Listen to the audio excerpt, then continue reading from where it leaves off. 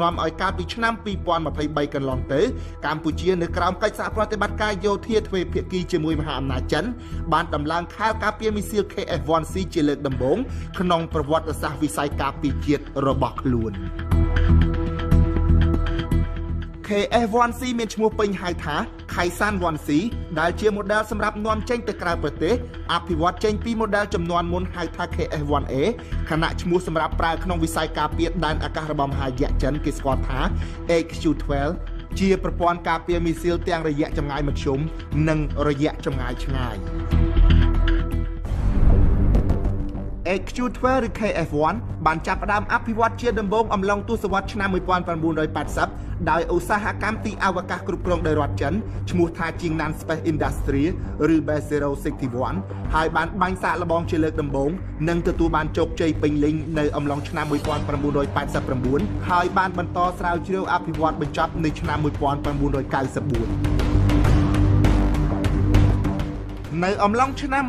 1991ក្នុងពិព័រណ៍ Paris Air Show នៅប្រទេសបារាំងរដ្ឋាភិបាលចិនបានបញ្ចេញគំរូប្រព័ន្ធការពារមីស៊ីលប្រភេទនេះជាលើកដំបូងទៅកាន់ពិភពលោកខណៈនៅក្នុងពិព័រណ៍ Zhuhai Air Show ធ្វើឡើងនៅក្នុងប្រទេសចិននាឆ្នាំ1998ខែលការពារ model នេះបានទាក់ទាញចំណាប់អារម្មណ៍ពីបណ្ដាប្រជាជាតិជាច្រើនក្នុងការទិញខែលការពារមីស៊ីលរបស់ចិនប្រភេទនេះយកទៅប្រើប្រាស់បើទោះជានៅអំឡុងឆ្នាំ2001ខែលការពារមីស៊ីលត្រកូល KF-1 របស់ចិនទទួលបានជោគជ័យផលិតចេញជារូបរាងជាផ្លូវការនិងដាក់ឲ្យប្រតិបត្តិការចាប់តាំងពីឆ្នាំ2007ក៏ពិតមែនក៏ប៉ុន្តែដើម្បីតាមទាន់បច្ចេកវិទ្យាដែលកំពុងរីកចម្រើនពីមួយឆ្នាំទៅមួយឆ្នាំខែលការពារមីស៊ីលកម្រិតមធ្យមរបស់ប្រទេសចិន model នេះក៏ត្រូវបានធ្វើទំនើបកម្មជាបន្តបន្ទាប់រហូតមកដល់ពេលបច្ចុប្បន្ននេះខណៈ model KF-1C ដែលដំឡើងនៅកម្ពុជាគឺបានធ្វើទំនើបកម្មបច្ចេកវិទ្យាទំនើបជាច្រើននិងមានភាពខុសគ្នាពី model KF-1A សម្រាប់ប្រព័ន្ធបាតេរីទាំងមូលរបស់ KF-1C គឺមានរថយន្តបំពាក់រ៉ាដាចំនួន1ដ៏ទំនើបប្រភេទ Pass Area Radar ដែលមានលទ្ធភាពចាប់គោលដៅបានច្រើនដំណាក់កាលខុសពី model ចាស់ KF-1A ដែលជាប្រព័ន្ធបាញ់មីស៊ីលមិនត្រូវបាញ់ចេញពីបំពង់ដោយត្រូវប្រើឧបករណ៍សណ្ដោងមីស៊ីលនោះខែលការពារ model KF-1C គឺប្រើប្រព័ន្ធបាញ់ចេញពីបំពង់មីស៊ីលជាមួយរថយន្តបំពាក់ប្រព័ន្ធបាញ់មីស៊ីលចំនួន4គ្រឿងដោយក្នុងមួយគ្រឿងមានបំពង់បាញ់ចំនួន2គ្រាប់និងមានមីស៊ីលបំរុងសរុបដល់ទៅ16គ្រាប់ក្នុងរថយន្តមួយគ្រឿង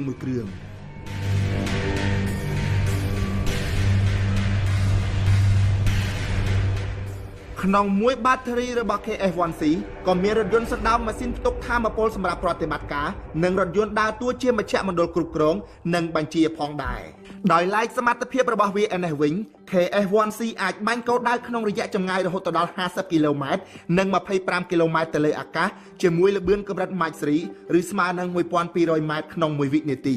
ខណៈគ្រាប់មីស៊ីលនេះក៏បានបំពាក់បច្ចេកវិទ្យាបុកកំទេចនិងបំផ្ទុះដោយស្វ័យប្រវត្តិនៅពេលហោះទៅដល់ជិតគោលដៅទៀតផងហើយមីស៊ីលមួយគ្រាប់មានទម្ងន់900គីឡូក្រាមប្រវែង5644មីលីម៉ែត្រនិងអង្កត់ផ្ចិត400មីលីម៉ែត្របំពាក់ក្បាលគ្រាប់ទម្ងន់100គីឡូក្រាម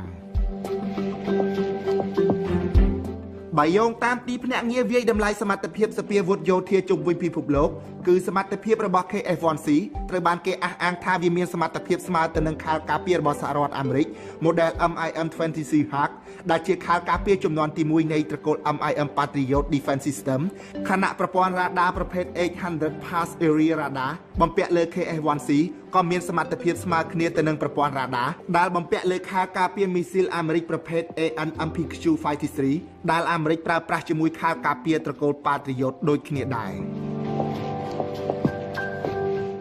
យ៉ាងណាមិញក្នុងពេលបច្ចុប្បន្ននេះមិនទាន់មានព័ត៌មានណាមួយជុំវិញតម្លៃជាក់លាក់នៃខែលការពារមីស៊ីល KF-1C នេះឡើយដោយគ្រាន់តែគេដឹងថាមានប្រទេសចំនួន5បានដំឡើងខែលការពារមីស៊ីលប្រភេទនេះ